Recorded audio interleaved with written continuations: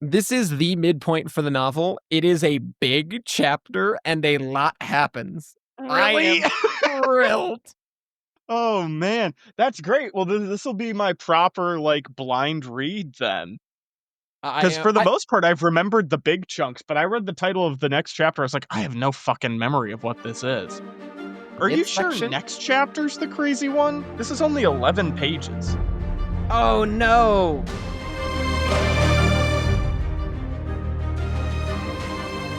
Hello, and welcome to Notes from the Oracle. I'm Connor, and together with Jack, my co-host from Cabin 6, we're going beyond Half-Blood Hill to take a closer look at the electrifying mythology of Percy Jackson and the Olympians, Book 1, The Lightning Thief. Chapter 12. We get advice from a poodle. You were right, man. This was a rip-roaring good time. There were twists, there were turns. I was shocked and aghast at all of the absolute craziness that happened in this chapter. I'm so glad that you braced me. Really, I appreciate it, man. I may have gotten a little eager and skipped a chapter, specifically You this chapter. you did in fact misremember. And I understand why you misremembered, and I understand why I didn't remember this chapter, because it's really boring. There's very little that happens. I'm being a bit reductive, but this is the breather I was talking about. So I just want to take a moment. Feel free to have a pregnant pause here, and let's just really bask in the fact that I was right. I was correct. Have we basked There now? we go. There That we was some go. good basking. That was some good I, basking. I feel we're off to a great start. Jack, you were right. I was wrong. This chapter was, it's not a total nothing burger of a chapter. It It's it is fine. fun.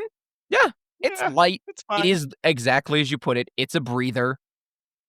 Yeah, it has some important aspects to it, and we'll get into them a bit, but in terms of actual substance, stuff that I would find gripping, especially in comparison to prior chapters, this is rather forgettable. Again, case in point, I didn't remember anything from it, and you outright skipped it in your mind.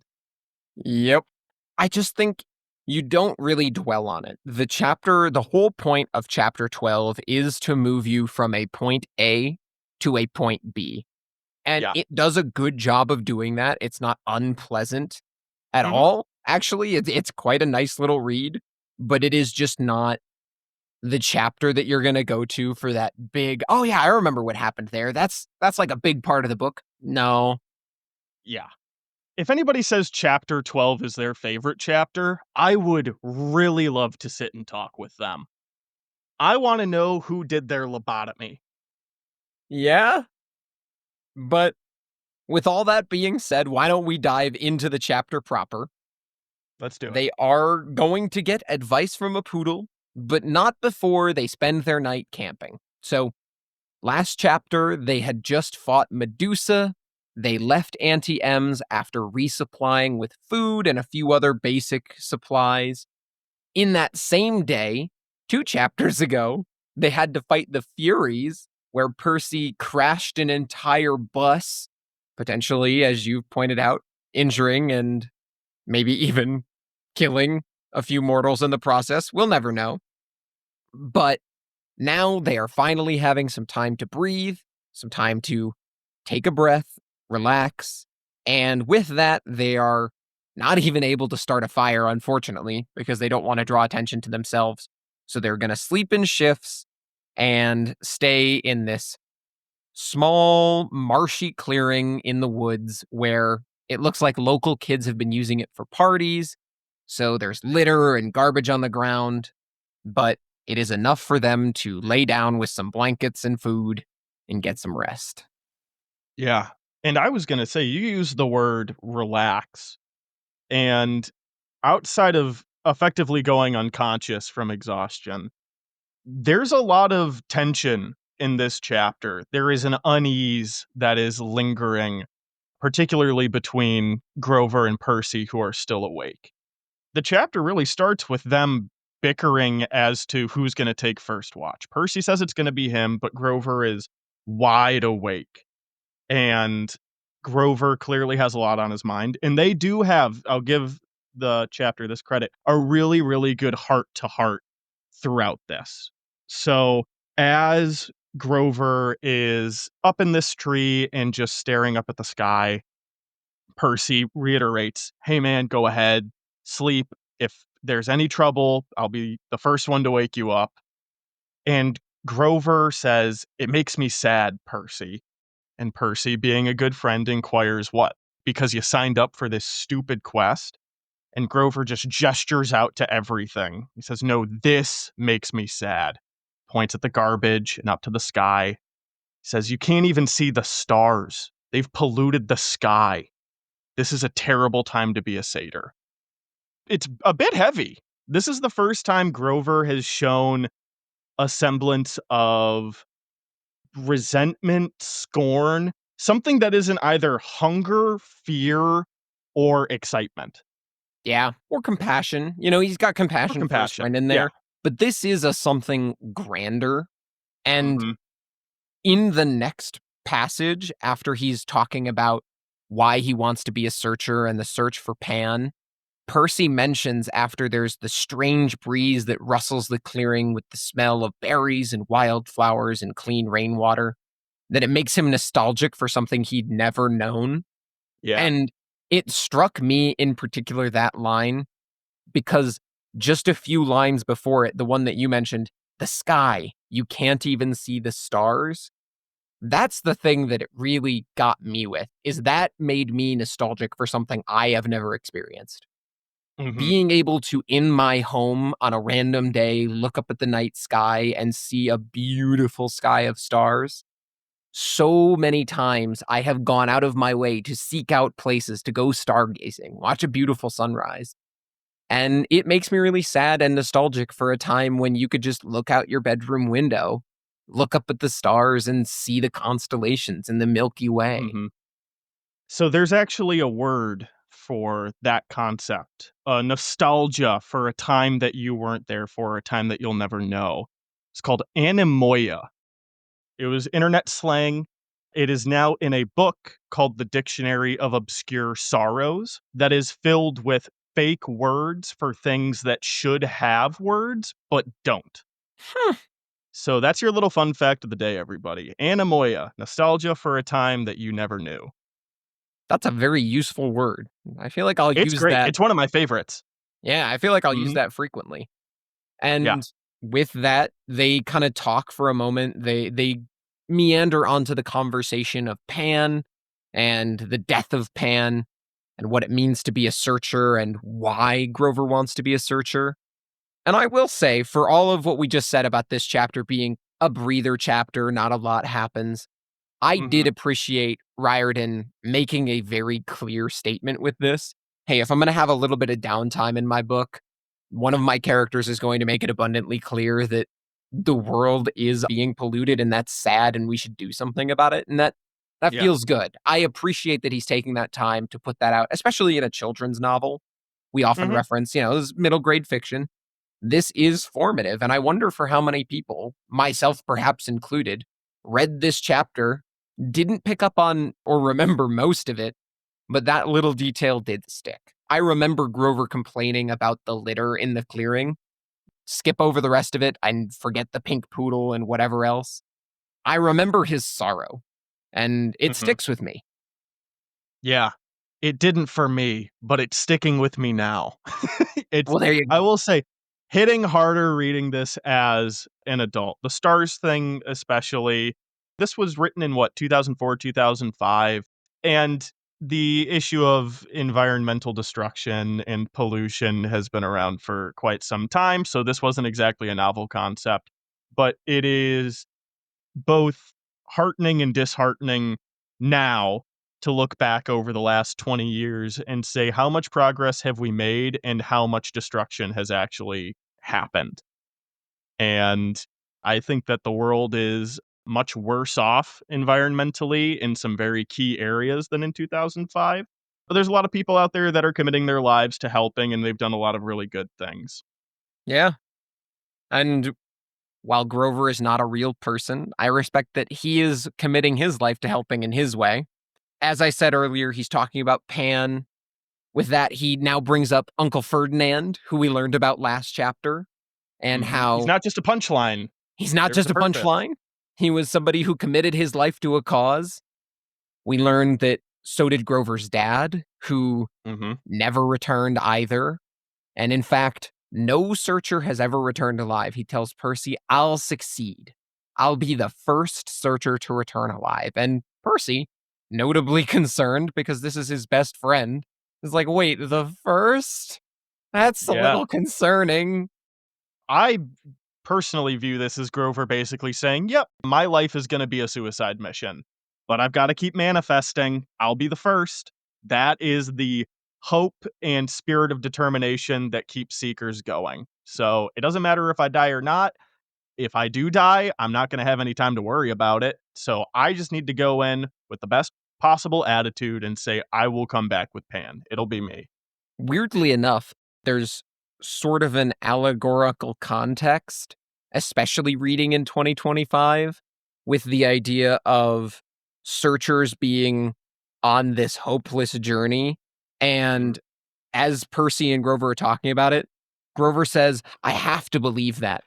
Every searcher does. It's the only thing that keeps us from despair when we look at what humans have done to the world. I have to mhm. believe that Pan can still be awakened. And you mentioned that people have committed their lives to improving the environment. And I do wonder if that's sometimes what it feels like to be a climatologist or an environmental scientist in 2025, being like, I will dedicate my life to this, even when it looks hopeless, because I have to. And I think that's rather poignant for 3 pages into a chapter.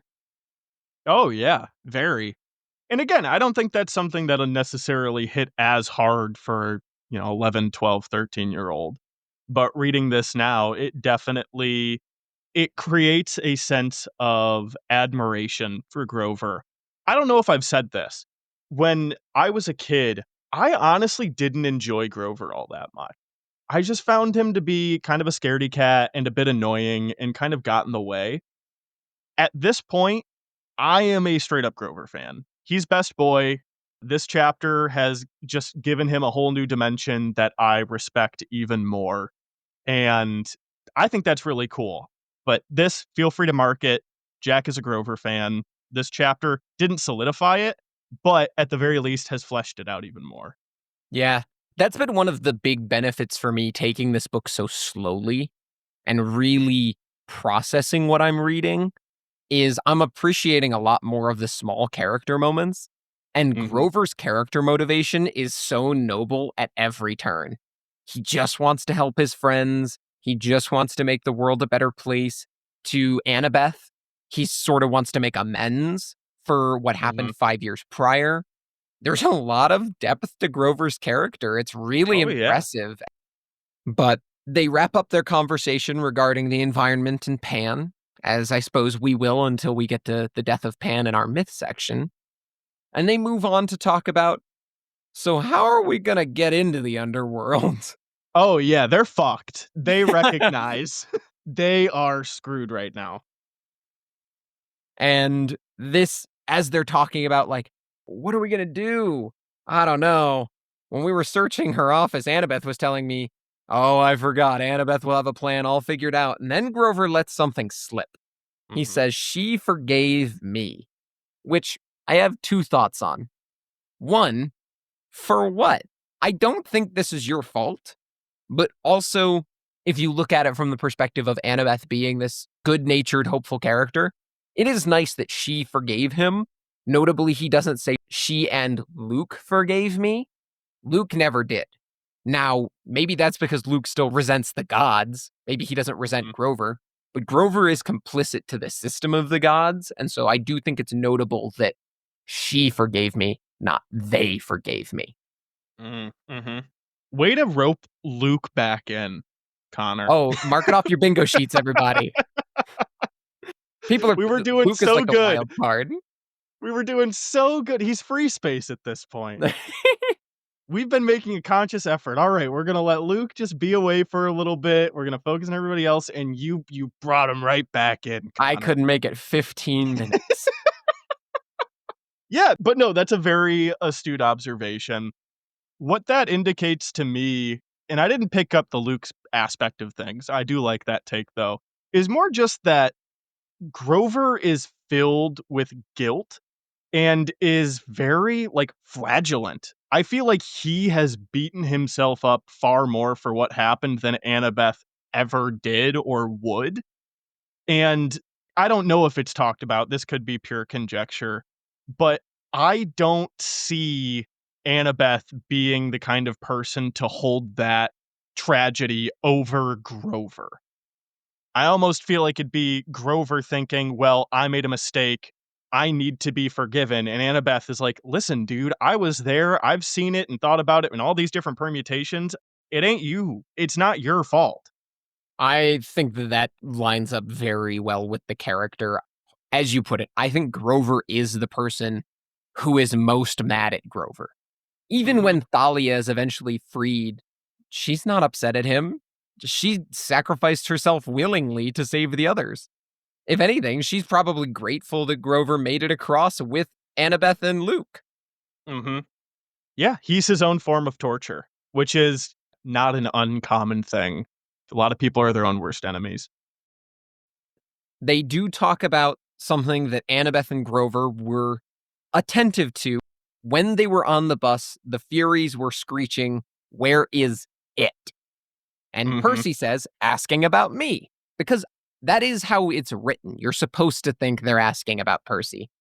Yeah, But members of the party are going, they seemed to be asking about an object, which is very good. That's notable. it's great deduction. It's great deduction. They haven't figured out that it's the Helm of Darkness yet, but they've got a major piece of the puzzle now. That Hades is Hmm. missing a something, not looking for a someone.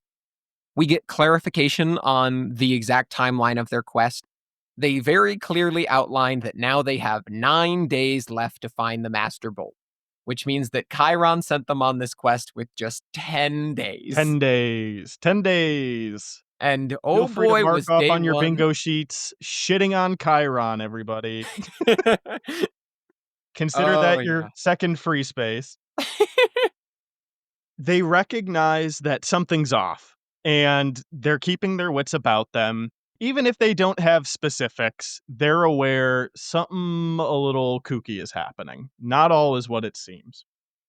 They sit with that for a little bit. And Percy, as Grover has been very open and shared more with Percy, Percy reciprocates and says, listen, man, I haven't been straight with you. I don't care about the Master Bolt. I agreed to go to the underworld so I could bring back my mother. And Grover says, yeah, I know. I've known this entire time. But are you, Percy, sure that that's the only reason? Now we get Grover going into therapist mode, and I love this. Percy says, I'm not doing it to help my dad. He doesn't give a shit about me, and I don't care about him. And Grover finally looks down and calls him out. I love this exchange. He says, look, Percy, I'm not as smart as Annabeth. I'm not as brave as you, but I'm pretty good at reading emotions. You're glad your dad is alive. You feel good that he's claimed you, and part of you wants to make him proud. That's why you mailed Medusa's head to Olympus. You wanted him to notice what you'd done. And Percy gets defensive.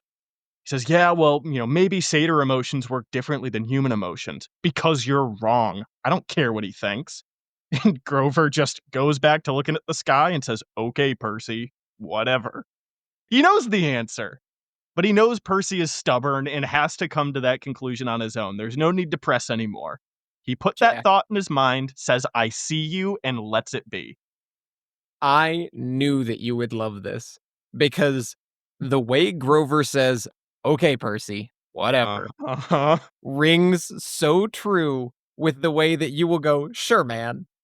Whenever I talk about, like, Disney and how much I wanna go to Disney World or something, you "Sure, man. Whatever makes you Dog. happy." It was just such a Jack-ism that I was like, I knew it. I knew this guy was gonna love Grover saying this, and frankly, I loved it too. Because sometimes people need to hear that. Yes. Whatever, I'll let you figure it out, and the tone is Yes. clear. You are not gonna listen, that's fine. You can go deal with it, just you. But that I read that and something in my soul squirmed a little bit. It's like, "Oh, I hate when Jack's right." It is my favorite move, but I've learned it because that's what people do to me. It's just a great little tactic because I, as you know, Connor, am also very opinionated and incredibly stubborn and love to argue. It's a fault of mine. And the best way to shut me down and force introspection is to just say, okay, Jack, okay, you got it, man.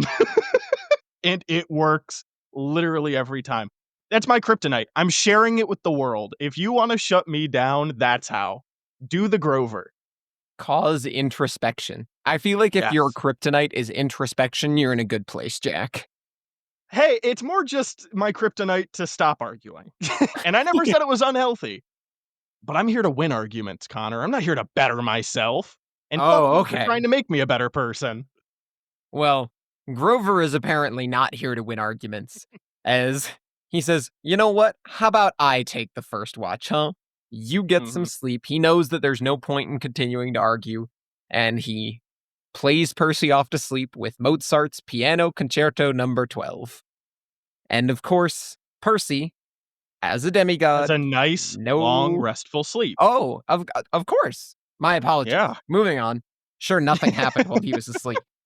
Wait a minute, hold on, sorry. I skipped over some things, Connor. He has his worst dream yet. Oh, yeah, that sounds more Yeah, accurate. a straight up night terror. Yeah. I would call seeing or hearing even just the most evil creature in all of the underworld. Yeah, it seems pretty bad. I've gotta throw my flowers to Rick. The entire way that this is written is just so good because it's very dreamlike, and he does a good job of making it feel dreamlike, but I can picture everything. Percy explains that he's in this dark cavern and there is a gaping pit before him. There are these gray, whispering rag creatures made of smoke that he just intuitively knew were dead spirits, whispering and swirling around him. They're pulling at his clothes, trying to pull him back and away from this chasm. But Percy feels compelled to walk towards the edge, and he looks down and feels dizzy. He gets vertigo. And I love how this is described. The pit yawned so wide and was so completely black. I knew it must be bottomless. Yet I had a feeling that something was trying to rise from the abyss, something huge and evil. And then we get to hear this voice that, if you didn't remember from earlier chapters, because it's not explicitly said in this chapter, but we have heard it before. It Mhm. is this cold and ancient and heavy voice, an amused voice, echoing far down below from the darkness. The little hero, too weak, too young, but perhaps you will do. It's so good. It's so good, Connor. It is fantastic. I think describing the pit of Tartarus is, to some extent, an impossible task. How do you Mhm. describe a prison for an eternal being that existed before humans, before even the gods? That's a tall order. And so you mentioned that it all has this very dreamlike quality. Surprise, it is a dream. But I think without that dreamlike quality, you never could get there, because if you're looking for a concrete answer, you're in the wrong place. You need this sort Mhm. of flowery language that is vague, but just sends shivers up your spine. I mean, as you were reading that, great Kronos impression, by the way, Thank you. it reverberates in your soul, and You that is feel it. totally what it's going for. The description, Mhm. again, every part of it is so well done. You noted the cold and heavy. but then that's followed with it wrapped around me like sheets of lead. You can Mhm. feel that weight, that Yeah. uncomfortable, like almost consuming feeling. It's like That a is, spiritual claustrophobia. yeah, that's a great way to put it. And it is really, really well done. And then it's all contrasted by Kronos holding out the thing that Percy really wants and Mhm. tantalizing him with it, something he doesn't even have. And so he holds the shimmering image of Percy's mother, frozen at the exact moment that she had disappeared in a shower of gold, about to die at the hands of the Minotaur. It is intense for Percy. It is perfect. Even in this moment, we're now reusing her final message to him, which was to go, run, Yeah. be safe. And it works again in this scenario, standing at the pit of Tartarus, talking to Yeah. what he probably thinks is Hades, but what is It's actually Hades. Kronos. And it is perfect. It's exactly what he needs to hear. He's trying to cry out. And this next line I thought was the perfect encompassing line for this entire dream. An Mhm. invisible force pulled me forward into the pit. I stood firm. And then a few lines later, I realized it wasn't interested in pulling me in. It was using me to pull itself out. Yeah. So good. It's It's so, so so good. good. And just to really make this clear, at this point, and we've skipped ahead because we have the benefit of knowing these books, we don't know this is Kronos. We, as readers, if this is your first time going through, do not know who this is. You probably think it's Hades, but they throw some more hints at you here that it's not. There's this concept of, oh yeah, well, Kronos is, it's, oh, we'll barter with your mother who's in the underworld. But I love that these spirits of the dead, they're not antagonistic towards Percy. They're trying to help him. They're pulling him back away from the edge of Tartarus. And they're screaming at him, or I guess whispered screams, to wake, wake. They're trying to make sure that he doesn't fall.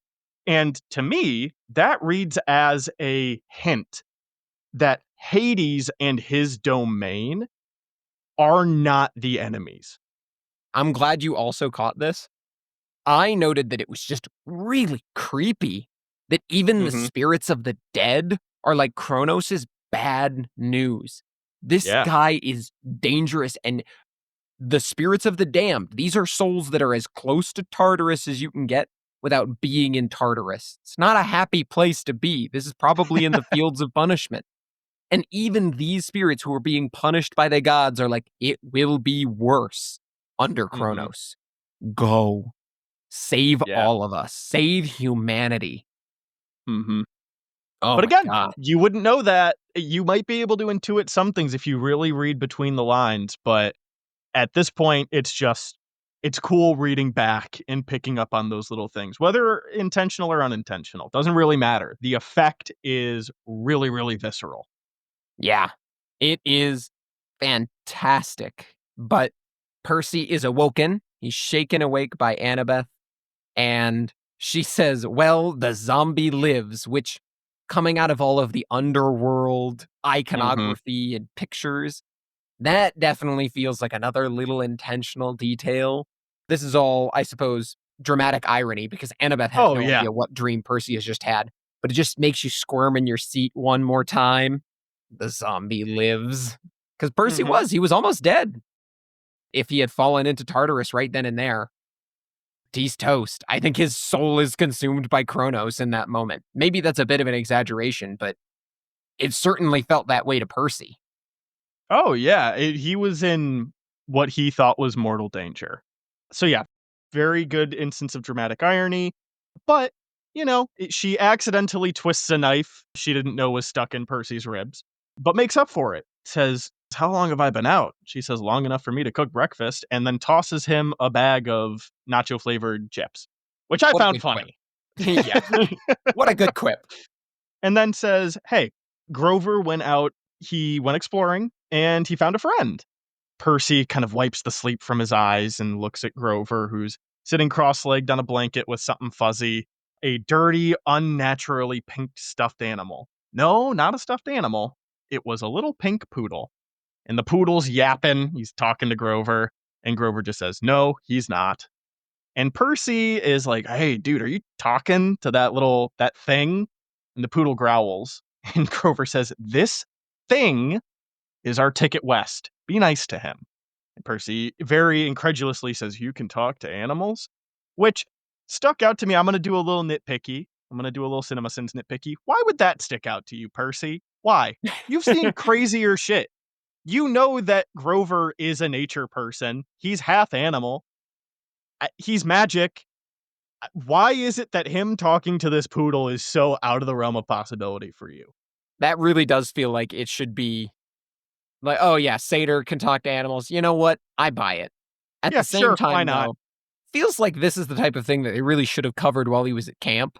Yeah. The entire time he was there, they were like, oh, if you go on a quest with Grover, here's an important detail. If you run into some animals, he might be able to get information from them. As we've covered, Camp Half-Blood did a horrible job preparing Percy for this quest. Facts. Total facts. So Grover says, "Percy, meet Gladiola. Gladiola Percy." And Percy looks at Annabeth and is like, "Are you fucking pranking me right now? Is this a joke?" But she's looking super serious. And he says, "I'm not saying hello to a pink poodle. Forget it." Which again, very weird. Not sure why Percy's getting all up in arms about this. But Annabeth very sternly says, "Percy, I said hello to the poodle. You say hello to the poodle." The poodle growled. I said hello to the poodle. The whole interaction is just It's so so good. fun. It's the classic Rick, the way he does dialogue of just like ping ponging back and forth. It's very Yeah. quick. It's very quippy. It's very fun. It pulls you out of that dark demigod dream Yeah. back to, I said hello to the poodle. You Yeah. guys win. This is an important poodle, though. This Poodle. poodle is specifically their ticket out west because the poodle had run away from a very rich local family who was going to give $200 for his return. And Gladiola really did not want to go back, but Grover's chill. They're bros now.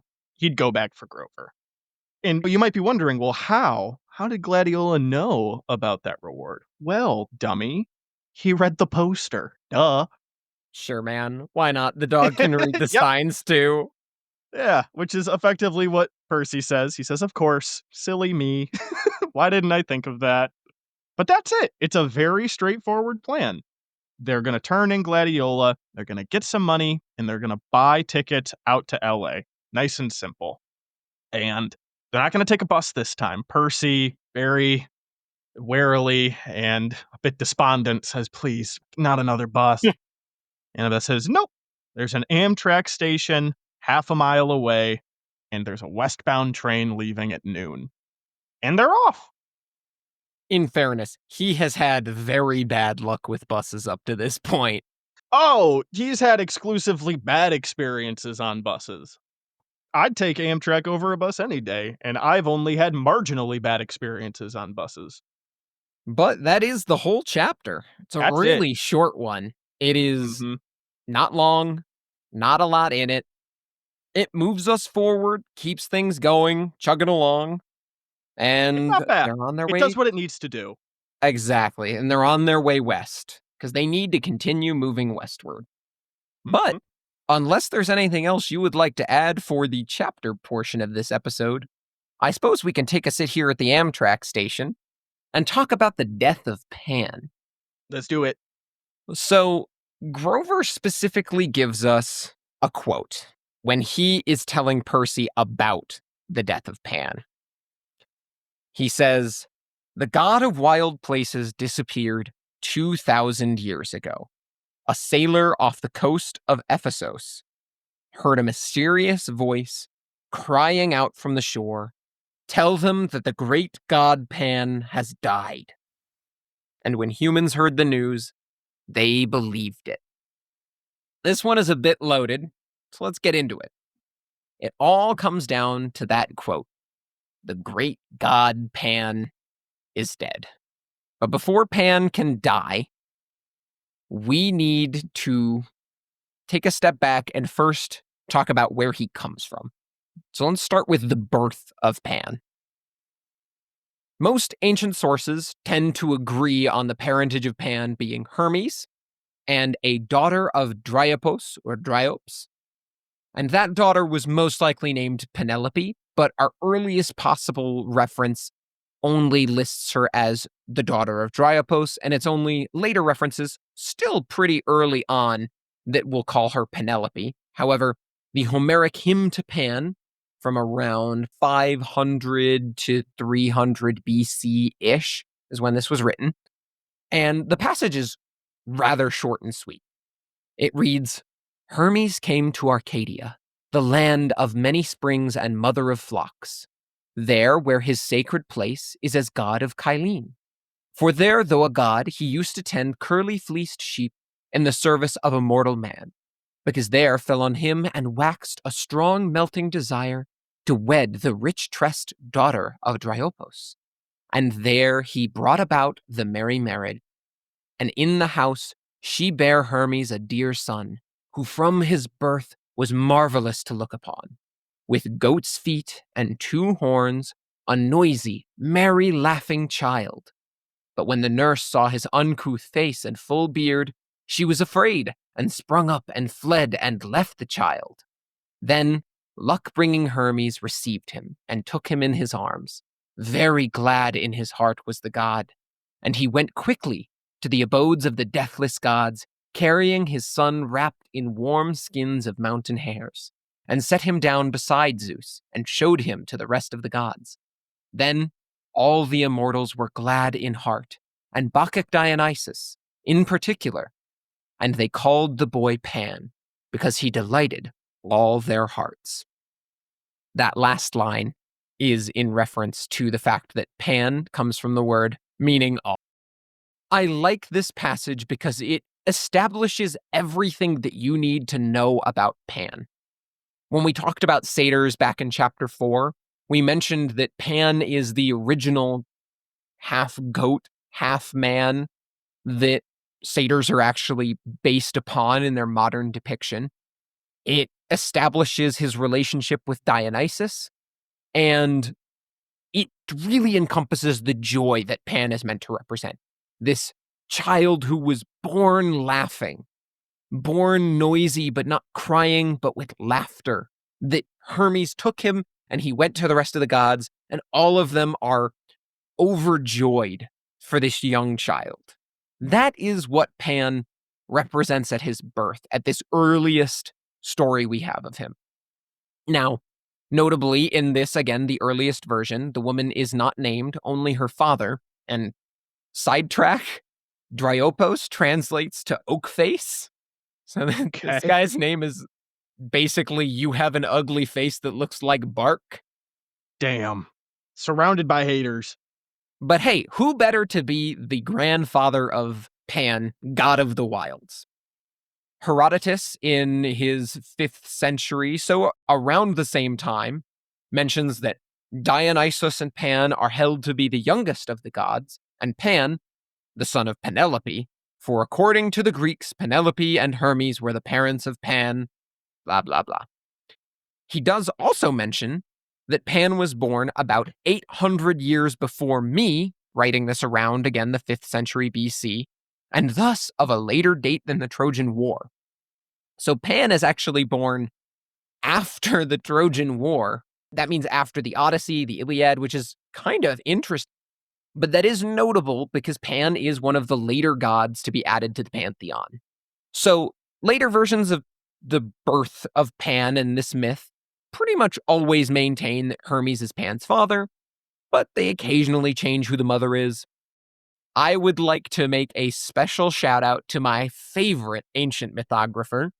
Pseudo-Apollodorus wrote that some say that Yeah. Penelope, the wife of Odysseus, was seduced by Antinous, one of the suitors, and returned by Odysseus to her father, and she bore Pan to Hermes.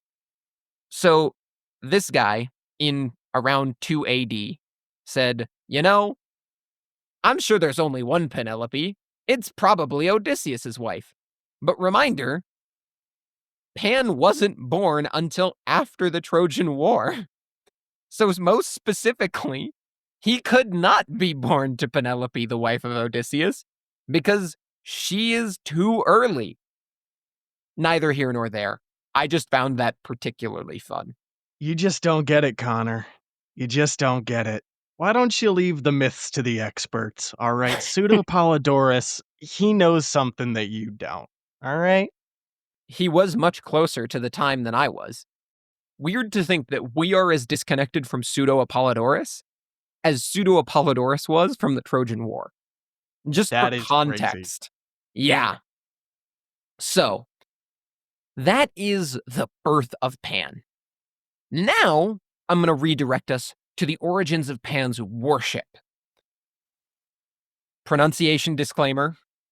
I really struggled with one that we're about to get to. So, among scholarly work, Pan is considered to be derived from a Proto-Indo-European god, Paeson. That's my best attempt. We're going to run with it. Paeson was, among Proto-Indo-European culture, a pastoral deity. Pastoral deities just being any god or goddess that is associated with the outdoors, agriculture, shepherds, the care of animals, etc. That's actually where we get the root for the modern English word of pastor. Comes from Peuson. They share a root. So, this is an established thing that existed. Before we had Pan, we had other deities that fit into this same trope. And in fact, there has been simultaneous development of Pan throughout the world. And one other deity that has a similar name and is now believed to be a cognate of Pan is actually the Rigvedic psychopomp god, Pushan, from Hindu faith. They are similar in name, Pushan, Pan, both coming from Peusan, and they share the same regional origin as well as an association with goats. So, Pan, dating all the way back to his Proto-Indo-European roots, has always been associated with goats. As he moved into the Greek world, worship of Pan largely traced back to a place called Arcadia. Arcadia was, and I'm quoting this, his principal seat of worship. This is where people most frequently worshipped and were devout to Pan. They made offerings, etc. Arcadia, notably, was actually largely culturally separated from a lot of the rest of the Greeks and Greek culture, so the natural barrier of the mountains kept their part of the society and Greek culture more isolated. And we have a lot of archaeological evidence of Pan actually being worshipped in caves, grottos, and other natural spaces, and being what is referred to as a rustic god. An example of this is actually the Cave of Pan on the north slope of the Acropolis of Athens. So even as you got to the more populated areas, they still wouldn't worship him in a temple because he was a natural god. So they would go find a nice cave that Pan would have enjoyed and worship him there.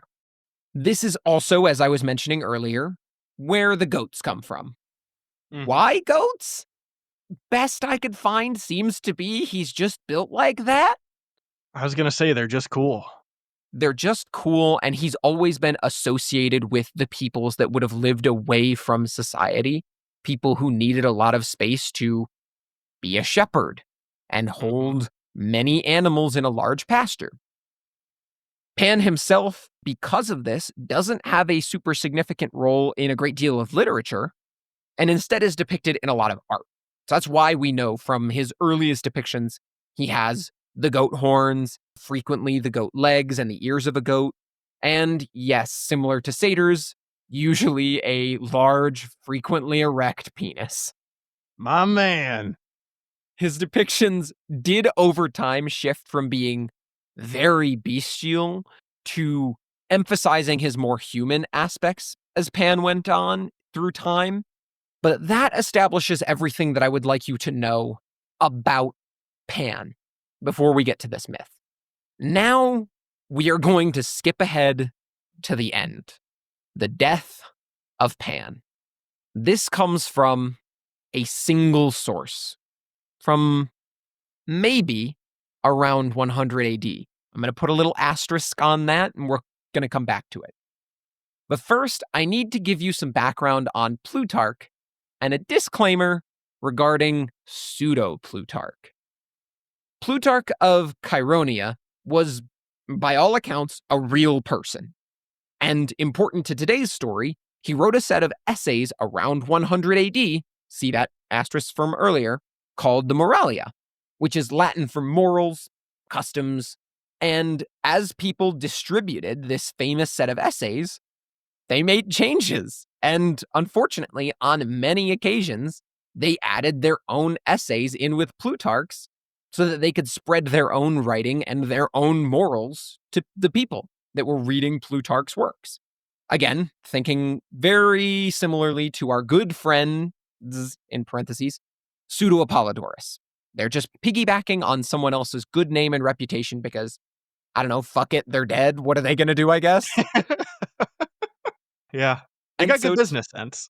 Exactly. And so today we have quite a few works that weren't actually written by Plutarch that we just attribute to pseudo-Plutarch.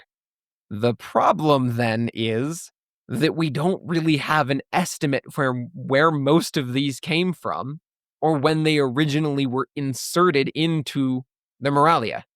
And that means that the best estimate that scholars tend to have for a lot of these is a slightly later era. Great. Pseudo-Plutarch's De Defectu Oraculorum, or the obsolescence of oracles, which I take personal offense to. Yeah, damn, that's targeted. It is. This is, again, attributed to pseudo-Plutarch. We can be fairly certain that this is one of those inserted later essays. Mm-hmm. I could not find when this particular essay was first published, much to my frustration. Believe me, I tried. I would have loved to have known because it is going to be incredibly relevant to the story I am about to tell you. So, I am yet again going to read a longer passage for you all because this is our one myth today, so I'm pulling out all the stops. And in The Obsolescence of Oracles, Pseudo-Plutarch tells us the story of a ship full of sailors. A voice was heard by most of the passengers, who were then awake and taking a cup after supper, calling unto one Themis, and that with so loud a voice as made all the company amazed, which Themis was a mariner of Egypt, whose name was scarcely known in the ship. He returned no answer to the first calls, but at the third he replied, Here, here, I am the man. Then the voice said aloud to him, When you arrive at Pallades, take care to make it known that the great god Pan is dead. Epitherses told us this voice did much astonish all that heard it, and caused much arguing whether this voice was to be obeyed or slighted. Themis, for his part, was resolved, if the wind permitted, to sail by the place without saying a word. But if the wind ceased, and there ensued a calm, to speak and cry out as loud as he was able what he was enjoined. Coming to Pallades, there was no wind stirring, and the sea was smooth as glass, whereupon Themis, standing on the deck, with his face toward the land, uttered with a loud voice his message, saying the great Pan is dead. He had no sooner said this, but they heard a dreadful noise, not only of one, but of several who, to their thinking, groaned and lamented with a kind of astonishment. And there, being many persons in the ship, an account of this was soon spread over Rome, which made Tiberius the emperor send for Themis, and he seemed to give such heed to what he was told, that he earnestly inquired who this Pan was, and the learned men about him gave him in their judgments that it was the son of Mercury by Penelope. And that is where we get the death of Pan. This is the one primary source. So let's start with a little bit of context. If you were a seeker, you got like shit to work off of. Yes. That's it. Yep. So that is a lot. Like I said, let's move into some historical context. The story says that the news of this event spread over Rome before reaching Emperor Tiberius. Well, Emperor Tiberius was a real emperor of Rome who ruled from 14 to 37 AD. Why is this important? Because scholars tend to agree that one Jesus Christ was crucified in 30, or maybe 33, but most tend to think 30, it seems, AD. Follow-up important piece of historical context. In 313, the Emperor Constantine issued the Edict of Milan, which legalized Christianity. 10 years later, it became the official religion of Rome. And now it is suddenly incredibly relevant that this story was written by pseudo-Plutarch and not Plutarch. Because if this was Plutarch, we could definitively say that this was written around 100 AD, well before Christianity was quite as popular as it was in Rome. Even still, it had been gaining popularity. So as you get later and later, it's entirely likely that this was written by someone wanting to suggest that the old mythos was dead and the new mythos was the correct mythos. So there are a lot of opinions from this point forward. And we're going to kind of go through and talk about some of the interpretations of this and perhaps where it may have came from and the notions that people have reinforced and been a part of. But that is the death of Pan. How underwhelming. Yeah, Interesting, but like that's it? That's all they got? that's it. That's all they got. Where the real interest and intrigue comes now is we are still to this very day talking about this. And that was Yeah. what was crazy to me. As I was researching this, there are still theologians who are arguing over what this meant. If Pan is dead, and if Pan is dead, are we right? This is all a very Christian-centric discussion. And so a lot of the opinions on the matter are from Christian-centric places and ideas. So very early on, because Pan's name meant all, Christians seem to interpret this as meaning that all demons are dead. All pagans, all false gods are dead. This was reinforced in particular by the notion that Pan, with his goaty appearance, resembles many aspects of the devil and other demonic figures from Christian mythology. The follow-up interpretation, however, is the complete opposite. Since this story took place during the reign of Tiberius when Jesus was crucified, some Christians believed that it was Christians that they misheard that were saying that Pan is dead, meaning everything or all is dead. And what would have been everything or all to the Christian people of the time would have been Jesus. So this is about the death of Jesus, because that would have been relevant. The most modern interpretations, still from a Christian-centric perspective, is that the death of Pan represented the death of all old religions, making new room for the new major religion, which largely the people that are making these arguments are also saying, making the way for the right religion, for the true Son of God. That all brings us to the single most modern and generally not generally agreed upon, because it's really hard, because again, we have one single primary source. But the most modern interpretation is that it was actually just a misquote by some guys who didn't know any better. The sailors actually heard the excited shouts of worshippers of a god Tammuz, saying something to the extent of, "All great Tammuz is dead." And they then misinterpreted both the language and who they were talking to. Tammuz being a god probably is where Thamus, the individual that they're talking to, comes from. Thamus being a mariner of Egypt, Tammuz being from not Egypt, but a similar region. And so all of that is to say, this might have all come from a single misinterpretation. I love We history. also know that Pausanias, who was a Greek mythographer and traveler who wrote about Greece, toured around 110 to 180 AD, which is notably after Plutarch, the Moralia, but perhaps before Pseudo Plutarch added this, we don't know. And when he was touring Greek around that 100 ish to 200 ish AD time, he saw plenty of sacred caves and shrines that were still frequented where Pan was worshipped.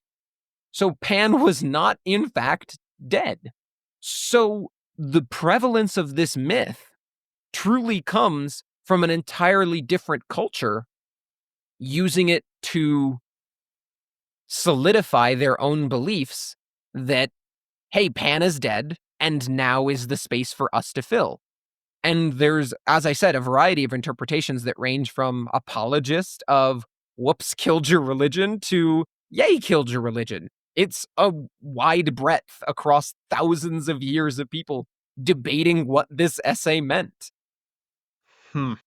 The part that really struck me is when you look at the birth of Pan in comparison, this joyous moment to this death of Pan by a single shout.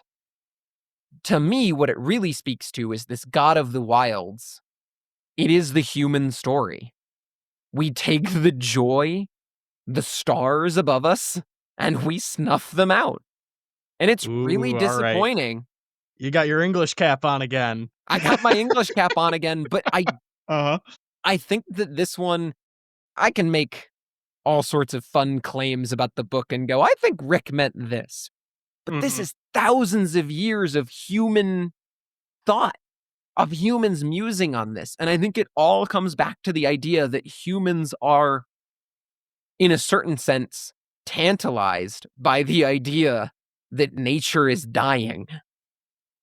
What do we do with that? Are we the cause of that?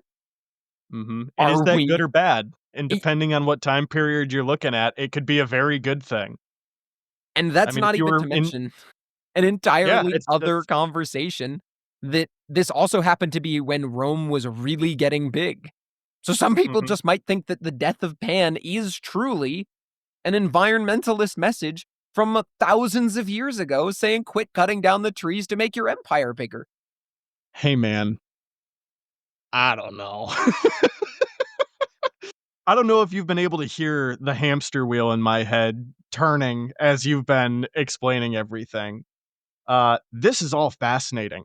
What I find perhaps most fascinating is that because of this, whether it was misheard or not, but this capitalization on the death, we'll say that what was understood as this death of this other god, ironically made him endure even more. And I know you touched on that a little bit, but Pan and his imagery is everywhere. Like, there's a reason I knew about Pan in a more modern and novel sense, because he is the basis for occult iconography and pagan symbolism in a more ubiquitous sense.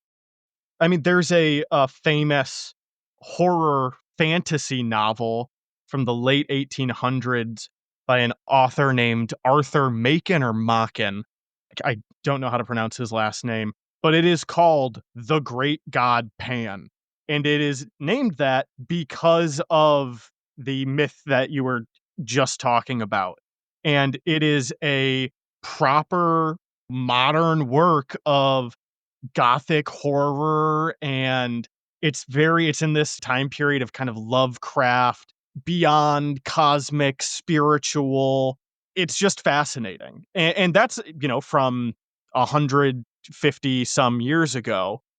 The idea of the devil having goat legs and horns, that is so ubiquitous. And it just comes from this one random pagan god from thousands of years ago that died. I'm sure I'm talking in circles. I'm not saying anything you haven't already said, but that's so cool. It That's is wild. fascinating. Jack, I was spinning in circles as I was trying to decide how I wanted to present this myth. And it's why I landed on just reading you two very direct quotes. It's because there is so much interpretation and so much power to understanding where we started, where we ended up, and people taking those 2 points, the reference point of where we started and where we ended up, and in many cases, just where we ended, and for another 2,000 years, trying to figure out what it meant. Yeah. Just like Pan, the lore and implications are just so girthy. Honestly, it was riveting. I had fun with this one, but I will leave it now to you all. I hope that I have given you something to think about. If you wanna hear more, there's so much more it sounds like we could talk about with Pan, both on the myth side. We talked about his start and his end. I'm sure there's a fair There amount of was a stuff in breadth between, in between. and we have only just touched the surface on the modern takes of Pan and all of the residual cultural impact that he's had. We've mentioned this before. If people want a deeper dive into certain gods or myths, leave a comment, make sure that you rate the podcast, share it around, and if it gets enough traction, we hear enough about it, I will force Connor to do more research. We'll make it happen. That's right. I will chain myself to this desk to make you content. And I might even help out. That's how much we care. Well, that's crazy. Hold on. I What? know. But with that, Connor, I don't know if you have anything more to say, whether it's with the chapter or the great god Pan. I think I've said all pieces that were on my mind. I've got one detail for all of you left. As of yet, we have done 1 chapter per episode so far. Well, get ready. Chapter 14 is really short, so next time you're getting a 2-chapter mega episode, 13 and 14, all crammed into one. We're going to be talking about nereids and monsters and the mother of monsters. Spoilers! It'll Connor, be a what are you lot of fun. doing? Connor! You're giving it all away! But with that, I don't have anything else to add, so I think we'll see you next time. See ya. Thanks for listening.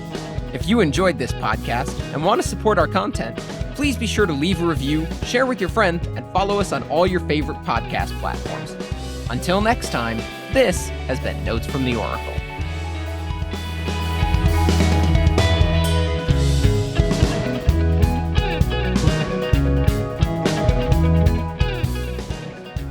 Look at that. That was definitely our shortest episode. Oh, it was totally Hour our and short 10. episode. I had fun with it, though. What'd you think of the Pan discussion? It was really cool. It was really neat. Pan was, again, like I said, one of the gods that I knew more about just because of his cultural relevance and because I read that one book and looked into him a bit more, a few years ago. He's a fascinating god. Yeah. There's a lot there, a lot there. And it's so neat how he has become the symbol for occultism and paganism and Satanism. Like all these very different, very broad things. Like it's just that guy. As I mentioned, the breadth that he covers is incredible. It's Yeah. hard to just think the cultural impact that he has had despite, quote unquote, his death. Mm-hmm. So it's really interesting, but And, in a way, he's kind of like a parallel to Christ because although he was important in life, his death was truly what cemented him. mm, Mm-hmm. Yeah. Think about that. I did read that. I went down a real rabbit hole. I read Is that actually a thing? that is actually a thing. Dog, I'm Yeah. fucking sick.